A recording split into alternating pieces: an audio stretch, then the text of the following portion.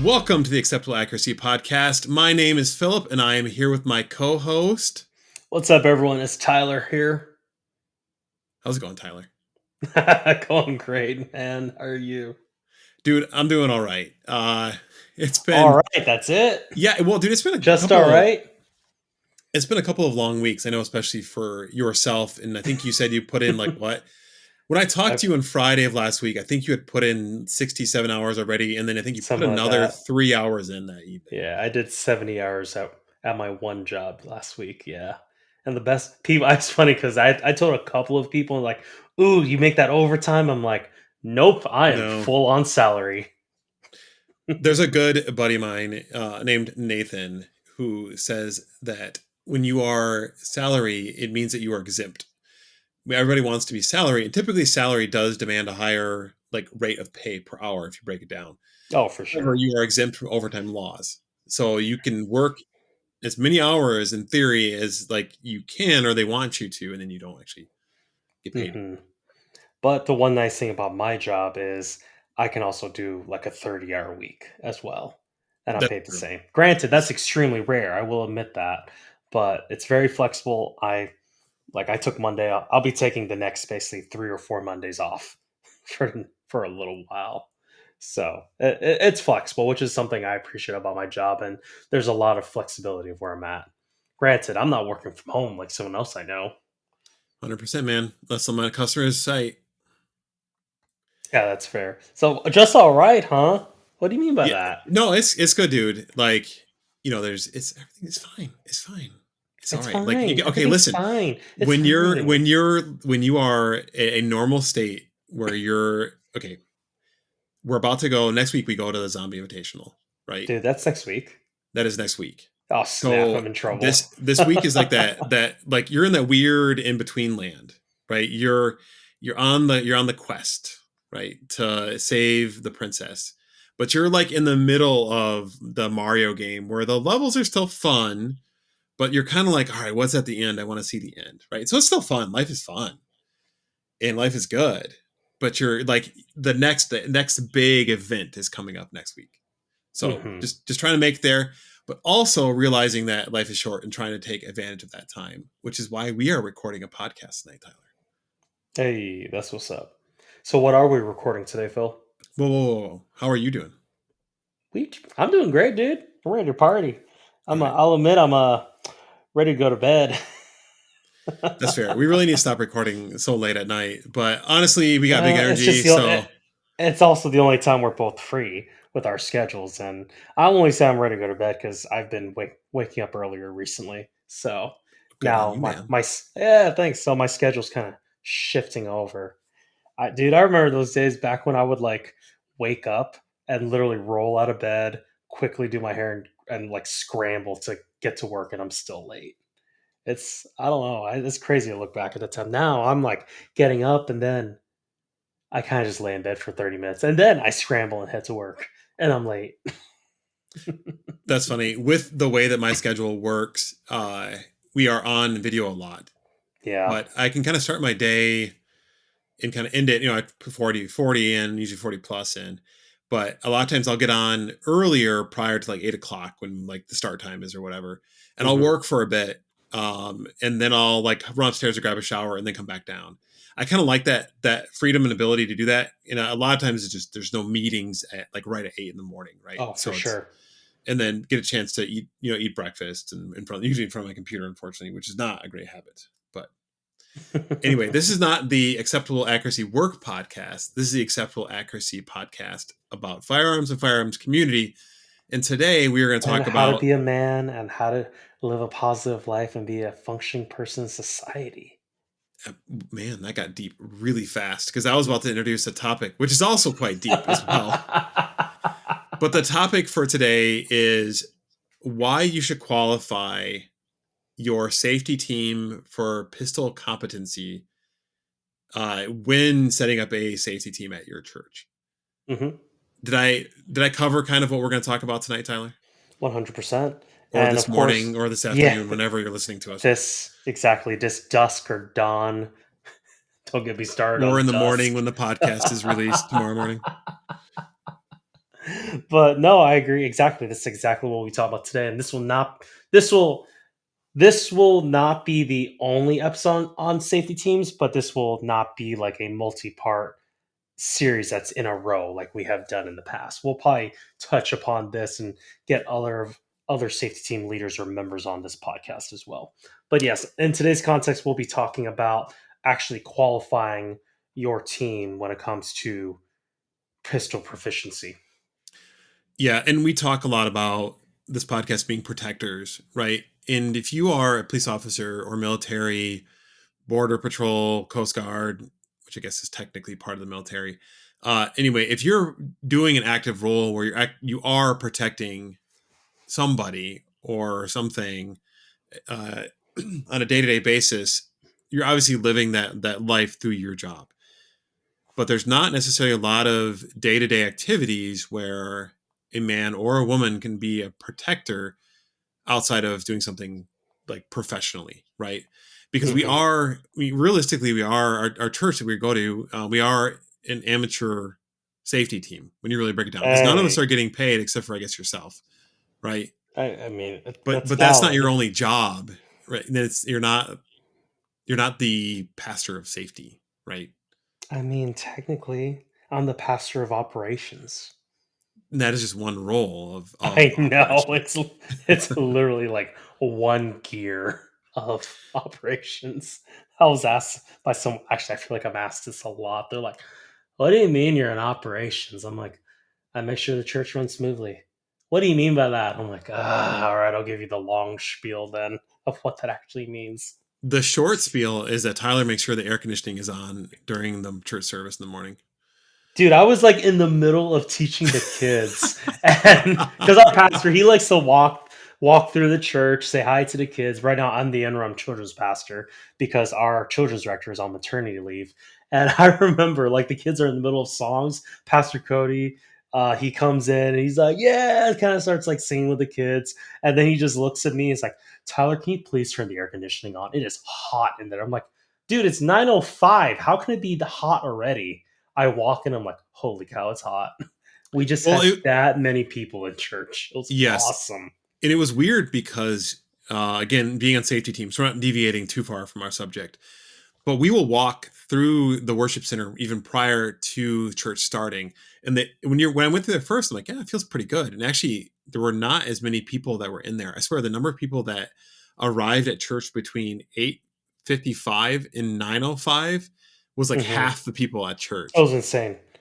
It was a crazy amount. Like, because even for me, because to give some context, our church is a mid-sized to large. We're about a 350 to 400 person congregation, and usually I have like what 60, 70 kids on a Sunday morning. I had like 20, and I'm like, where's everyone?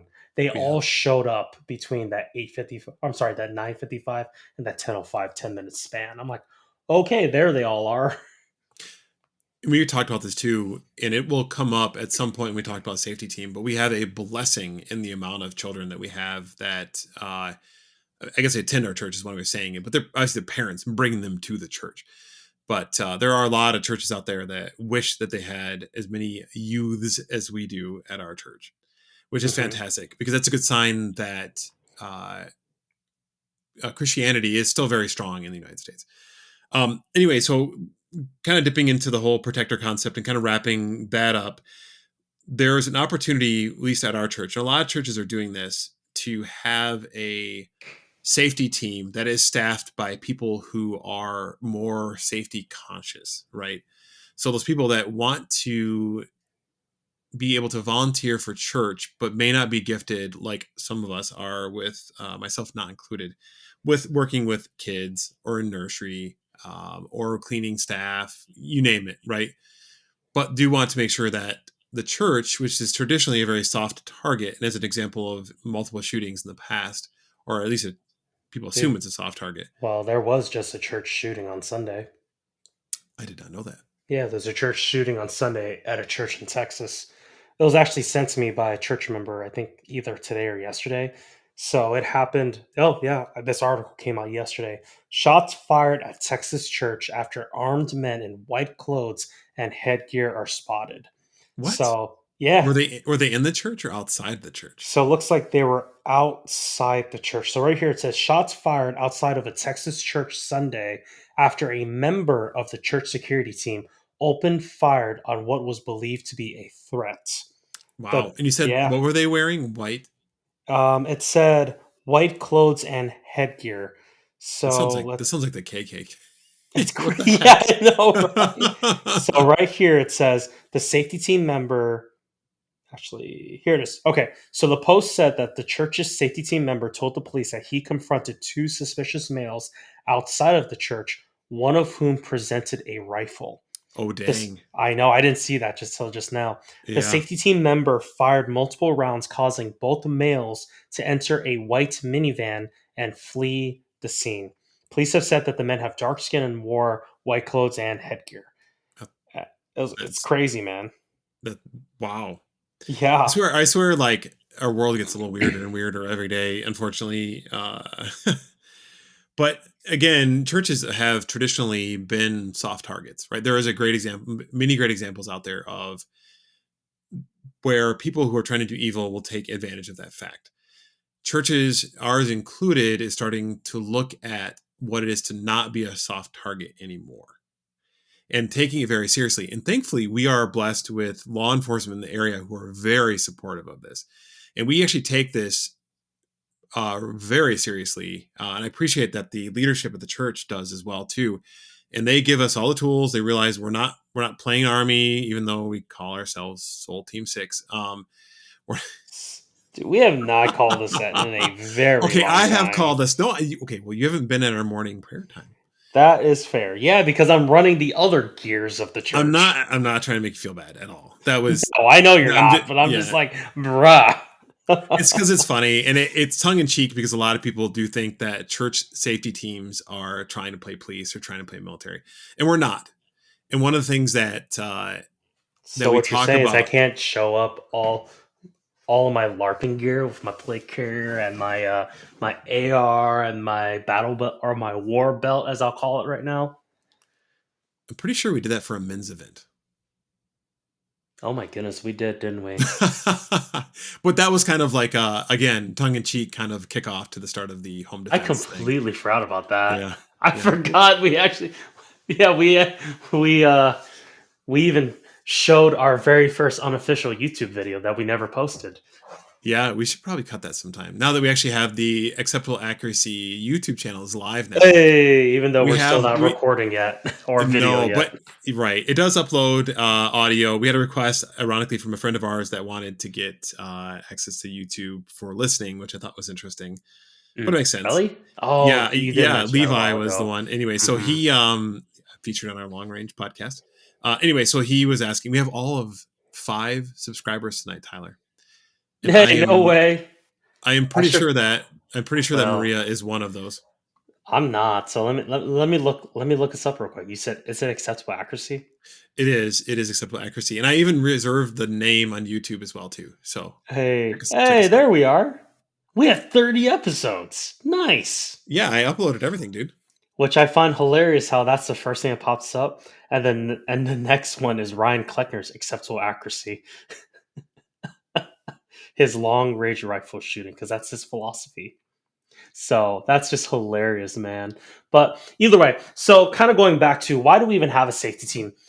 Like, end of the day, it is a calling in the defense of others to defend every single person who walks through the doors to protect God's people, to protect people for those who aren't believers. We live in a day and age where churches and places of worship are under attack. What's crazy is in 2021, there were 50 violent crimes at a place of worship in Michigan, and believe it or not, 1,027 in the US. And there were 537 property crimes at a place of worship in Michigan, and 20,025 in all of the US. What's crazy is, unfortunately, no community including places of worship, is free from domestic violence, drugs, or mental illness. It's pretty obvious. I'm a pastor and I'm a very outspoken Christian, and the church is supposed to be a place of refuge for the world. But unfortunately, the world has indicated an increased potential threat to the church body, and that's why we have a safety team to prepare our families, to prepare the safety team personnel of the church to act appropriately in case a need should arise. We exist to create a safe place of worship so God's people can be and make disciples. That's why our safety team exists. And of course, every safety team is different. And it's so vital and it's so important. But also, notice how Phil and I were saying how we are saying safety team and not security team. We call it a safety team because we don't want members to be just coming in, guns blazing, playing military, playing cop, because that's not what we are. We are defenders, we are protectors. And I think of our context of our safety team. We've had a safety team now for on and off probably for the past 10 years. And we relaunched it about 2 years ago.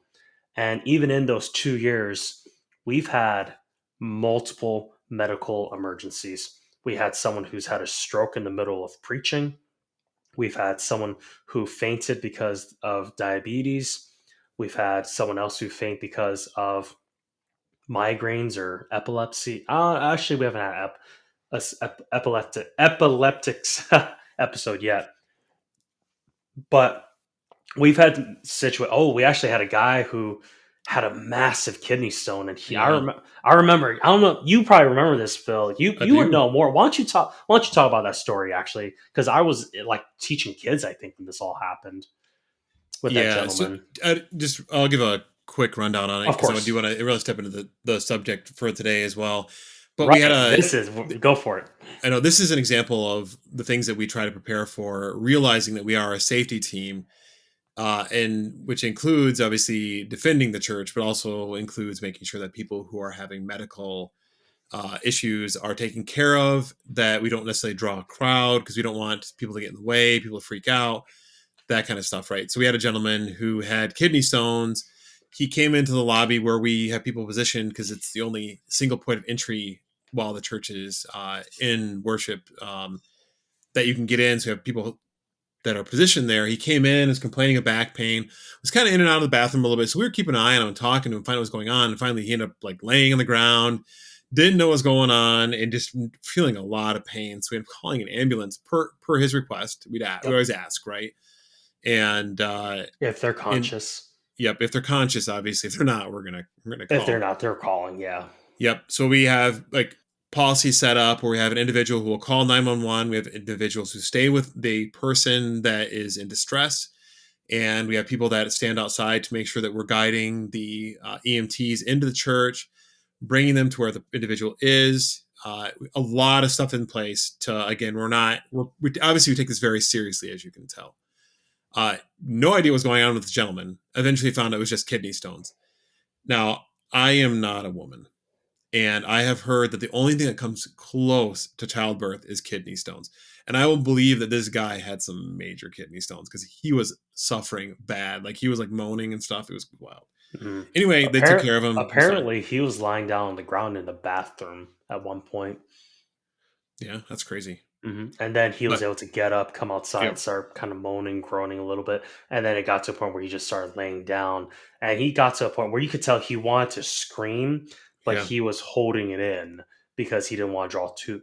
He was in the lobby, so I mean, you had to be pretty loud for people in the auditorium to hear. But man, Right. I was like, dude, what is going on?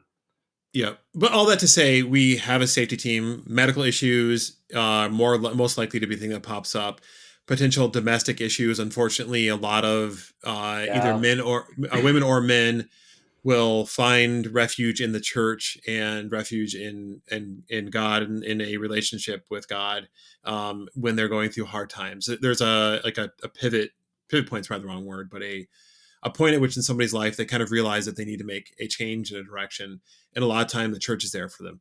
So we're very Mhm. careful and cognizant about those things. We have a lot of policies in place when it comes for nursery, for kid pickup, all of that. But in getting into the meat of the subject for tonight, if you carry at our church, we have a requirement that you must pass our qualifier in order to carry. And this is for every single person, not just Correct. people on the safety team. And also, you need to realize our context as well with us living in Michigan, where there is a state requirement for where if you have a CPL, you cannot conceal carry at a place of worship unless you have permission from the governing body of that place of worship. And that's why after much prayer and conversation with our leadership, we as a church decided, hey, as much as we have decided, we those who are going to conceal carry, we want to make sure that they are trained, they know what they're doing, and they do not become a liability or a danger to themselves or somebody else, or even unfortunately, a wrong, a situation where we think that they're a bad guy when in reality they're just trying to help. And that's why Yeah. those are a couple of the reasons why we've chosen to go this route of qualifying. And I struggled with it. I personally did struggle with that because with me being I'm very anyone who knows me knows I am very pro 2A. I'm all about like this is our right and also it's our responsibility. So I really struggle with the idea of like, man, like, do we really have to qualify? And I'll admit, once we start qualifying people, I was very glad that we made that decision. Yeah. And I will kind of backing you up on that too. I think it's everyone's personal right to be able to defend themselves, right? 100%. And then in this context, though, you have now taken it from a personal responsibility to a group or a community responsibility, right? Because you are now defending a church of and people instead of just you and your family, right? So Yes. you've now you've expanded that the weight of responsibility and the weight of ability to be able to defend a congregation is much higher, I personally think, than just the individual, right? If you look at the context, if somebody were to break into your home in the middle of the night, right?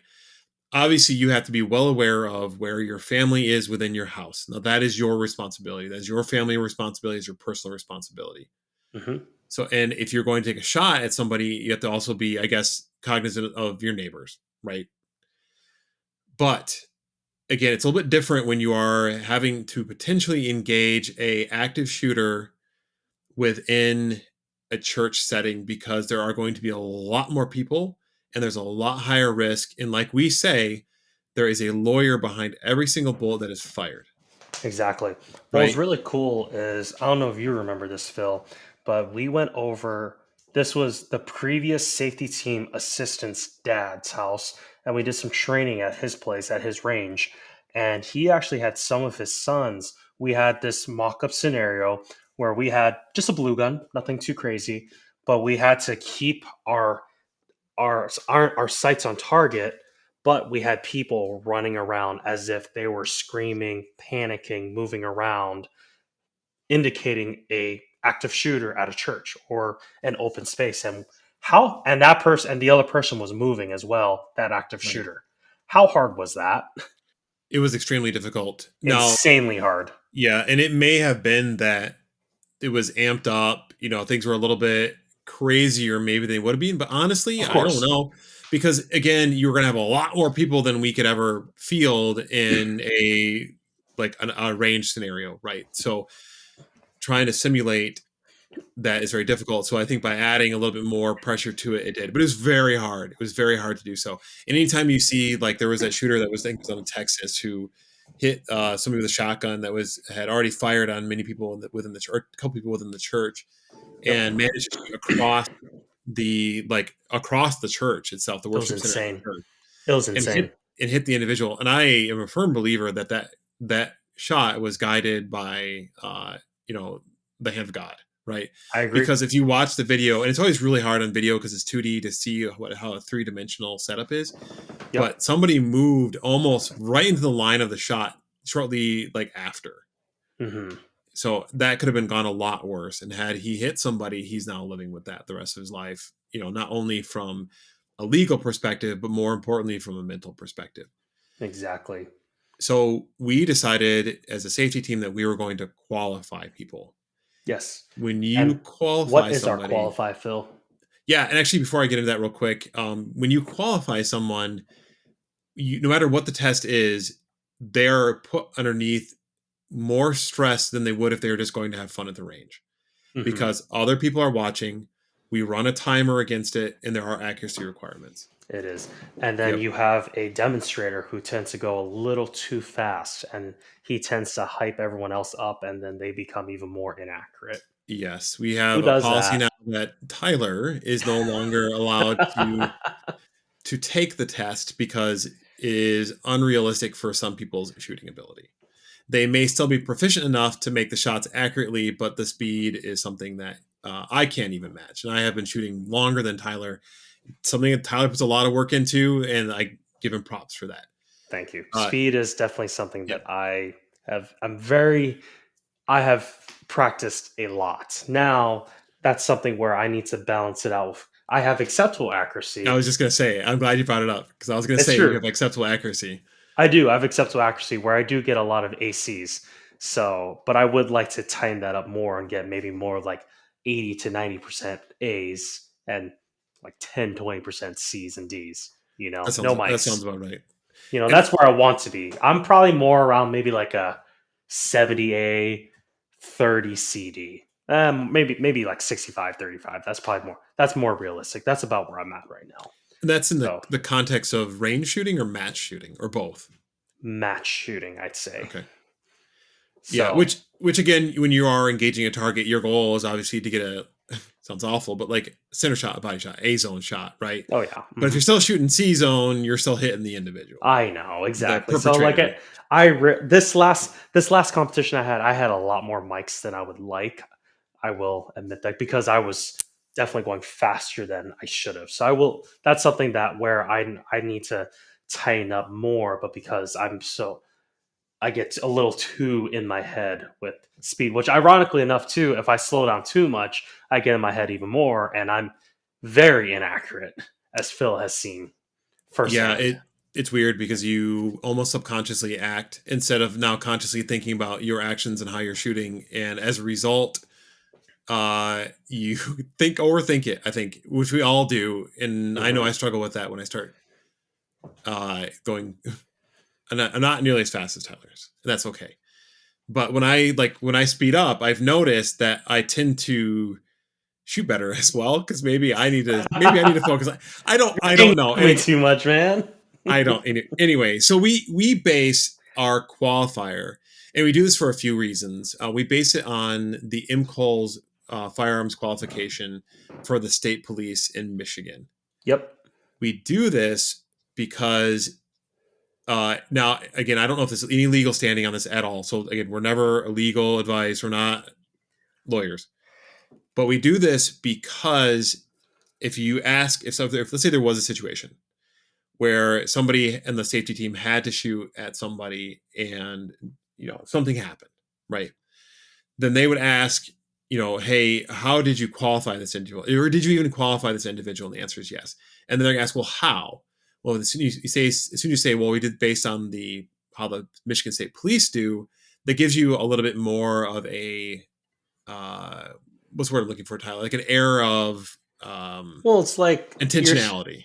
yeah, we're being intentional and it's also showing that, hey, we're not just allowing every single person who has a gun or has a CPL be able to carry.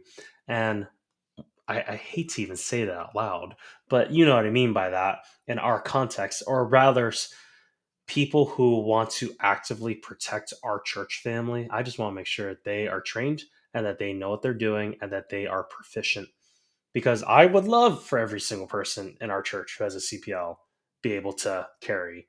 But if they're not Right. proficient, they become a danger to themselves and to our church family.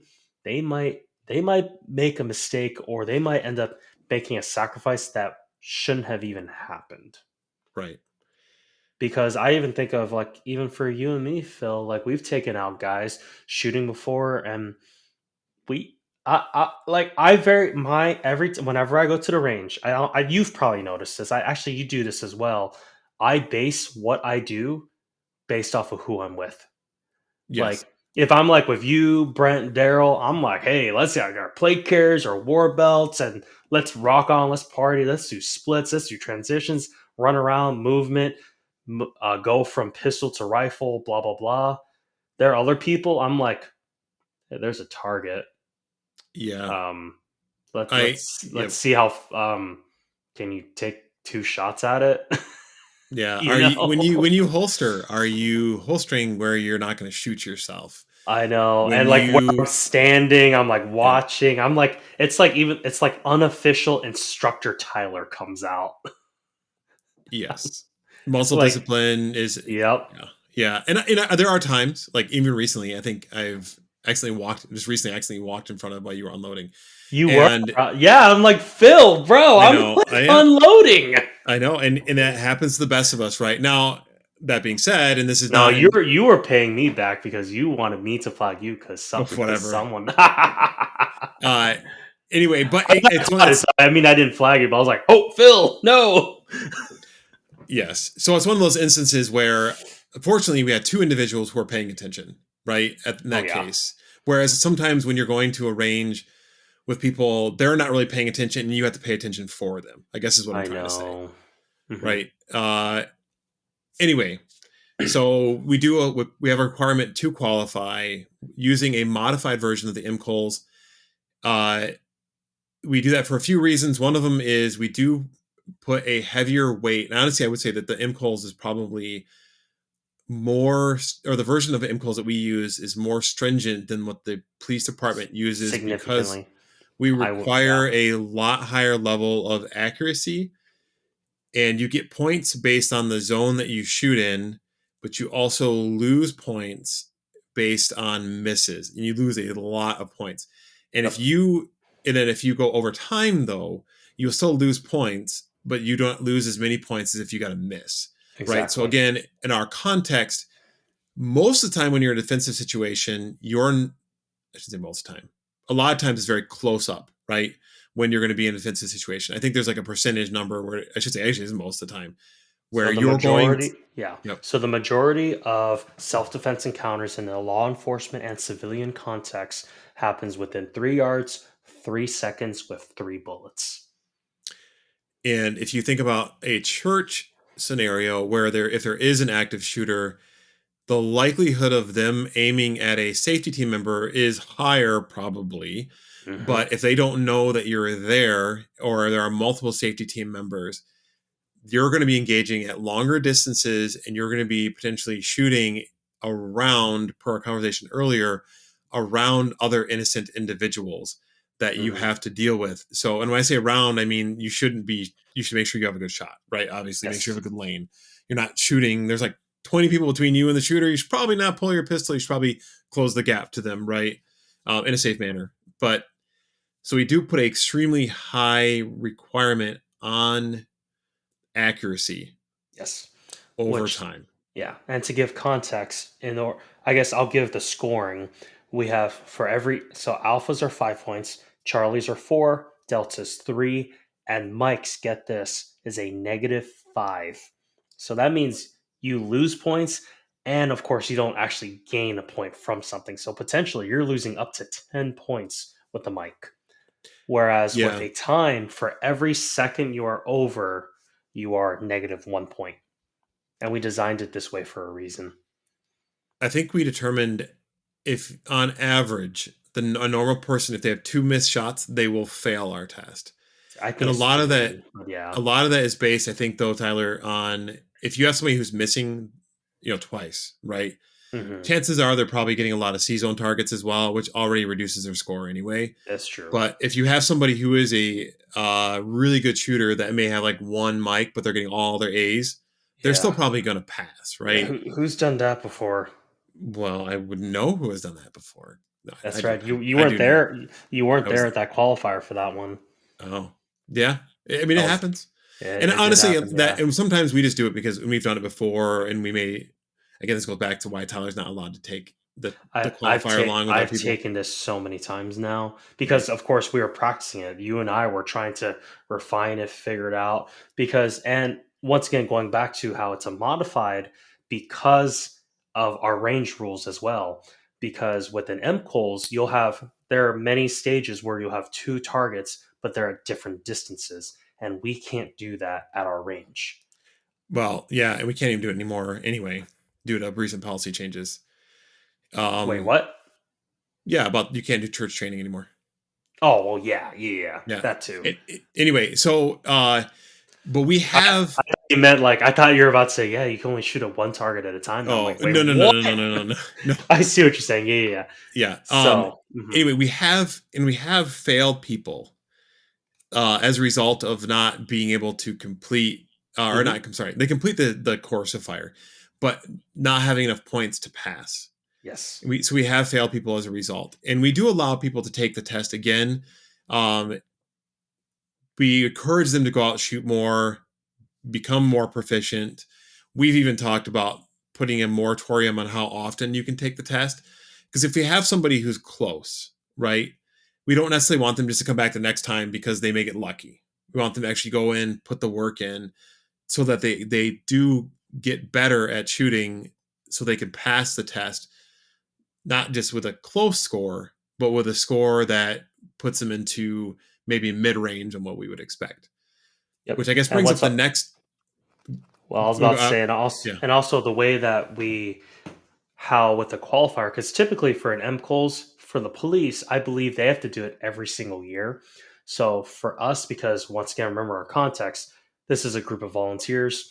We are more amateur, and because of that, and I even think of resources and time, how depending on how you score, we have according to the MCOLS, at least the one that we found, there are four different categories for passing. You have marksman, sharpshooter, expert, and distinguished expert. We decided that if you are a marksman, so the lowest, basically a C, then you have to do it again the next year. Sharpshooter, you have it's a 2 year expiration, and then expert and up would be a 3 year expiration because there's just no once again volunteers we just don't have the time to do it all the time. And of course there are people who need to qualify anyway, and then you're talking about requalifying. We're like, yeah, we don't have time. Let's just, yeah, because someone who's Well, able to get an expert and above, they're already training, they're already yes. practicing, they've already Yeah, proven I'm glad you brought that that up. they know what they're doing. So yeah, I don't want to put on all the excuse of time, but it's true because they already know what they're doing, and they're like they've probably already done it. Like I think of guys like Nathan, who is also on the safety team in the leadership. Actually, how for him, I feel like he does the M calls like every month Right. because why not? Yeah, and again, that the context behind that is those people who are getting the higher scores are the ones that tend to shoot a lot more, and they're the ones that I'm not worried about going out practicing, running drills, maybe even running this test on their own, at their own range or on their own time. I guess both. Yeah. I'm not worried about those individuals continuing to, unless a life event happens, right? But chances are, if they're getting that good of a score, they're probably going out shooting quite a bit anyway. It's the guys that are getting the 1 or 2 years that I really want them to continue to improve their ability to accurately shoot a firearm under stress and at Yes. distance. Yes, because even with the M calls, there isn't really much. Actually, there is no movement in the sense of like footwork. It's primarily shooting at different distances and target transitions and a couple of reloads. And I think, and there's like one stage where you're like, well, the way that it's written says left side of a barricade, when in reality, I believe the spirit of the law or the spirit of it is actually using cover concealment, but the way it's written is just more left side of it. So we've had, because people like to game the system, they're like, yeah, I'll just stand to the left of the target. I'm like, you're not wrong. So stuff like that. Yeah, and in our context of an issue with if there was a shooting at the church, there's not a lot of great cover, or I guess any great in cover at all. There's not even concealment. There's not a ton, right? I No, mean, our maybe church is maybe very behind a open, door, it's very open, which is very fine, and open. that's a great way to have the church because you want people to feel like they're open and invited. Yep. But chances are you're probably going to be taking a shot in the open, unfortunately, Yeah. which is why we really don't care if people game it. But it's, it's to put them with the thought in mind of if there is an opportunity to stand behind something, maybe you should. But again, you're probably not going to. No. We find that most people on this test tend to do just fine up close. Once you get out to the 10 or 15 yards is when accuracy falls off. It does. Because It people tend really, yeah. to fight the pistol. If you're right-handed, lower left. If you're left-handed, lower right. And then you Hmm. drop shots off the side of the side and low of the target. It does take a lot of skill to shoot a pistol accurately past, at 10 yards, to be honest. Oh yeah. Now, a lot of people that shoot competition are like, whatever, I can shoot a steel target at 200 yards, no problem for a shot. Whatever, Phil. I don't know anyone on this podcast who's done that. Oh yeah, And sure, then did it whatever. again at 100 yards with the first shot. I don't know Yeah, anyone. yeah, yeah, yeah. After Yeah. asking everyone else who did it first, like, where'd you aim? Hey, I'm just using my resources. All right. I could have Googled it and said, what's the 9mm drop out of a 5-inch barrel shooting, 11, 100 feet per second with a 125 Okay. grain bullet. Yeah. Yeah. Uh huh. Yeah, yeah, yeah. Whatever. Yeah. I haven't even attempted 200 yard because I already know I can totally do that. Oh, Uh huh. absolutely. No Yeah, problem. yeah, sure, whatever. Uh, anyway, so kind of going back on subject with that again, it's the responsibility of the individual to make sure that they are practicing and training between qualifications. And if they're not, and let's say they do pass the test and they go to take it again and they fail, then they will not be renewed for their carry permit at the church. And we will ask them to please seek more training on your own or find a professional to train you some more. Or go out and shoot with Exactly. us more. We Yeah, always like exactly. shooting with people. Because I even think of like all the guys who did the majority, not all of them, but the majority of the guys who did get the higher scores, like the expert, distinguished expert, pretty much every single one of them, like shoot with us on a somewhat regular basis. Right. Except for I think, Manny. except for Manny, I've only shot with him once, I've only and shot with that him once as well. and I shot with him at his qualifier, which ironically enough, he was using. No, I'm not even gonna call. I'm not even gonna. I'm not even gonna make fun of him for this. I understand where he's coming from there, but either way, so it was just kind of cool to be able to just shoot with him because I was like, he did really good. He was Yeah. awesome. I mean, I think of Randy. I haven't shot with him outside of that either, and he got in the highs. I haven't shot with him much, but like I think of Nathan, Brian, Isaac. All these guys are guys who have near perfect scores. Like, yeah, they're really good shooters, and we shoot them a lot. Or at least we Yeah. used to. Not as much now, but before we shot them a lot. The other thing I will say too is we do not have a requirement for individuals on the safety team to carry. We understand that Hmm. that is a burden for somebody, especially somebody. You may get somebody who's really gung ho, like, all right, I'm going to go out and I'm going to take out the school shooter or the church shooter. Yeah. But realistically, there's a pretty serious mental damage that you can do to yourself. You talk about we've talked to people that have gone to war before that have had to kill other individuals. And that is a Oh yeah. burden they will carry with them the rest of their lives. And you have to take that seriously into consideration whether or not you are willing to carry out a church and have to potentially use your firearm in a defensive situation where it's going to be extremely high stress. Yeah. So we use this qualifier as well to kind of put that in their mind to say that this is very serious. And there's a reason why we require you to go through this. Make sure you're thinking about it thoroughly from end to end. We have people on the safety team who have their CPL who are like, nah, brah, I'm good. I don't need to carry at church. Hmm. And I And at completely the same, respect that. I do, and also at the same time, I'm very thankful because once again, kind of going back to what we were talking about earlier, this is not a security team. This is not like a guns blazing gung ho group. Soul And Team we 6. have, I know, right? We have responsibilities and roles for arms personnel and non arms personnel.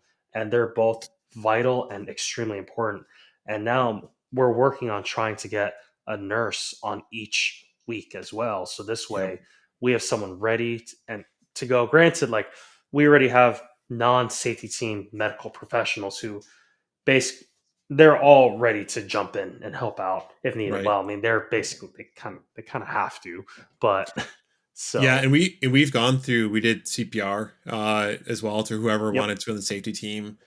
We've gone through that. We've also done scenario training on top of yep, that around medical and around potential, like if there's a shooter situation. We try to cover everything. Obviously, with medical, there's a lot of knowledge that you have to go to school for to truly understand. Basic life saving, CPR, you can learn in, relearn in a session, like a 4 to 6 hour session or whatever it was, right? hmm But when you have individuals where you're carrying at a church, that's a skill set that if you don't have under control, you could accidentally take somebody else's life that you did not intend to. yeah, And that's pretty serious when you really think about it. And we're it is. asking a lot of our safety team to carry at church. And I will say that's a testament to the personalities and the willingness of the men and women who do carry at our church to be able to make that decision and have to potentially act. Yeah. And at the same time too, I'm very thankful for those who are on our team who do carry, and they all have a very they're very strong-willed, very mild, I don't want to say mild-mannered, but very they know how to control themselves. You Yes. know, I've had I've known I know I can think of one person how he just kind of rubbed you the wrong way at times with firearms, and kind of it feels like he was always bragging about his skills. And I've never shot with the guy before, and he doesn't go to our church anymore. But I'm like, okay, whatever you say, bro. So I don't Yeah. know, and Yeah. that's where I'm like, I don't know if I really want you carrying. I could be wrong. They could prove me wrong, but that's why I try to be very conscientious about that. But typically, you got to look at personalities, and that is another reason why I'm going to give a shout out to Phil right now. How we did ask Phil to be our safety. Granted, he actually said yes to be our safety team leader assistant. He said no Yes. to being our safety team leader originally, and then our safety team leader ended up moving on to another church. And then Phil's like, fine. And he stepped up and he's been rocking it. But all that to say, Well, we want Phil because he did demonstrate a lot of those characteristics and values that I mentioned earlier: humble, very strong-willed, caring, smart, and just friendly. Oh, right, friendly. Being friendly. I like. I train our team. I know it's funny because we're talking about qualifying, and I'm talking about just safety team. I know, but that's okay. this I enjoy this. But this Obviously goes this into a lot of the psyche of having people who are armed in your church. it So does, I and think this is that's completely on point. it is because I like to say that the safety team is an extension of the welcome team, of our first impressions guest services team. Our safe, of course, our you'll know if you're paying attention, you'll know who the safety team members are because they'll have like radios and other stuff. You just know. But at the same time, like we've had safety team members who like hold doors for people. They'll like walk people down to the nursery, help seat people, super friendly, laughing, having fun, being enjoyable. But of course, still head on a swivel, ready to go. Yeah, and They're at yellow, but they're still being friendly and loving and kind. but I'm gonna pat you on the back here a second too, sir. Having the support of a church leadership that understands the importance of a safety team and the time, the resources put into that safety team are extremely important. Yeah. Because honestly, it would not be possible because I have a full time job. I Oh would yeah. not be possible for me to do all of the like back end work that Tyler does and like also qualifying people. You've probably qualified. I know you've qualified more people than I have. Oh yeah. Having qualified, That's spending what I time do. It's qualifying my job. people. And But I know yeah, that you schedule your work hours around that and everything. But the fact that you can even have that as your work hours is a really good sign of the commitment of the church that to is have a true. safety team. That is a good point. Yep. I've switched my days off because of course, once again, volunteers, people are like you said, working full time. So a lot of times our qualifiers are on Saturdays because that's what works for people. So then for me, I'm like, oh, I'll just make Saturday a work day and I'll take some other day of the week off instead. And my pastor's like, yeah, go have at it, have fun. which is great that I Yeah. have that support as well.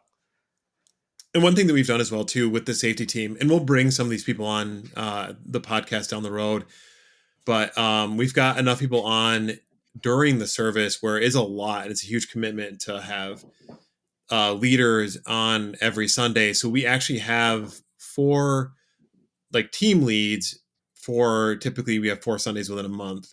Hmm. And then we'll have somebody who people will fill in as needed from the leadership. Or if it's a fifth Sunday, then we'll have an individual cover the fifth Sunday as needed. But we wanted to have enough people in the leadership to be able to have it be less of a burden, so that we don't have one leader who's constantly working every Sunday and misses being in church as well. Exactly. Or being able to go on vacation and understand what like understand that there is a life outside of doing safety team, and yet you are part of the church still, and you're not just a Soul Team 6 member. Agreed. So we have additional leadership along with that do serve, that do help, that give other concepts, that we are not by any means the corner on ideas for a safety team. And we have somebody also who is compliance, right? So it's a big team, honestly, within the church. Oh yeah, which is just awesome that we even have that.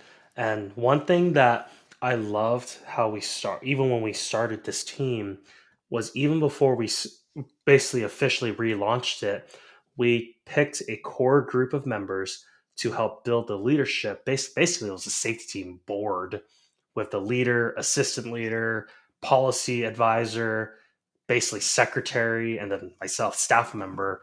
And how I remember, man, like those Wednesday or Thursday night meetings at like 8 p.m., meeting with all of us, eating Chick-fil-A, going through policies, going through SOPs and what to do. It's just really cool to have that, because I look at some of our other teams, how we don't, like ministry teams, how we don't have that. And I would love to get that eventually for all of the teams, where it's kind of like just a handful of volunteer leaders. Really, I don't even say volunteers, but leaders together, and just rock it. And I think that's why the safety team is doing so well on our church, because I mean, I'm part of these groups, man, where you can clearly see how there is no support. How it could be like this one or two guys who are like, I love my church, I gotta support it, but I don't have a backing of the church staff, or they don't want us carrying guns because it's unsafe, or it communicates the wrong thing, or they just or whatever. Right. And it's saddening to me. I'm like, we are to be protectors of the flock, and they're hurting people. And churches, like you mentioned at the beginning, are soft targets, and the church should not be a soft target. It's not even designed to be that way. Yeah. No, I would agree. That's a lot of really good information to kind of wrap this up. And I appreciate the insights, Tyler. One of the things I guess I would say in closing, too, from a recommendation to other churches who may, or safety teams that may be listening to this podcast, it's never a bad idea to qualify the individuals on your church, even if there's no mandate in your state to give permission for carry within your church. Agreed. You'll never regret it. It takes time at the range, Yeah, it but does. it also does something that is difficult in a church setting outside of maybe a men's group, but it allows men to connect. Yes. And because guys like to do things together, we've discovered, or I guess if you're a dude, you just know that innately, which we both are. Guys like to do things together. We don't necessarily like to sit and chit chat, right? I guess we're doing a podcast, which we're literally sitting and chit chatting. I was about to say, bro, what are we But doing right but we're now? we're talking about doing things, right? And guys like to organize. Again, be like learn a skill together, and it's an opportunity to do that. And I have made a lot of new friends out of the safety team as a result of this. I agree. I know I've made some really just awesome guys, met some great guys, and it's been a wild, man. Such a cool journey. Yeah, and then So even if you think about like outside of the context of safety in church, what happens in the event of something bad happening to somebody, who you can rely on because you've shot around them before, right? Mm-hmm. Let's say something goes down, hurricanes or right now a Yeah. big deal going on, and you have to rely on them. I think of Katrina, the stuff that went down with that. If you Dude. listen to our previous podcast about being a prepared citizen, you can't Mm-hmm. do it alone. You've got to be in a community of individuals. And honestly, if you have a community of individuals who have gone through this stuff, you're probably not going to have as many problems as if you are not a community that does focus on safety and security. Mm-hmm. So All right, all that to Tyler. say, what's your dad advice? Dang it. Go to church. That's my dad advice. Wow. That's a pretty good. Yeah. That's a pretty No, good one. it is. And I will say again, obviously we are both Christians. I would hope so. Yep. Yeah. And but be involved with, even if you're not, be involved with a community Yes. of other individuals. We've talked about some mental health stuff recently, especially for men. It can be very difficult to always have to be on, and sometimes it's good to be able to have other men to be around. Now, I just said that we don't like to talk about stuff; we like to do things together. But sometimes just doing things together is enough of a stress reliever for those individuals to get back in the game and to be the fathers and the protectors that we are designed to be. What's your advice, Tyler? Well, before I get into my advice, I would like to add on to what you're talking about. How, yeah, like Phil said, we're Christians. We are believers in Christ. And even if you are not, I love what Dr. John Deloney talks about in his book, Building a Non-Anxious Life, how we need to choose belief. We need to live for something of a higher purpose, of a higher calling, something that is bigger than ourselves. For us, it's Jesus. It's the church. It's our community, our families, the people around us, and Christ. So, whatever your belief system is, I know John Lovell talks about this too, which I know, of course, he's a pastor, he was a missionary, and how he talks about that too. How the warrior poet is about living for a high purpose, a higher calling, and how he says that warrior poet is not a Christian company, but it really is. It Let's really be is. real. Let's Yeah. be real. If not, very definitely there's a lot of Judeo-Christian conservative values that he preaches, which I'm like, I know where he's coming from, so I get it, but I'm like, bro, it's a Christian company. Your logo has a cross on it. So, It's true.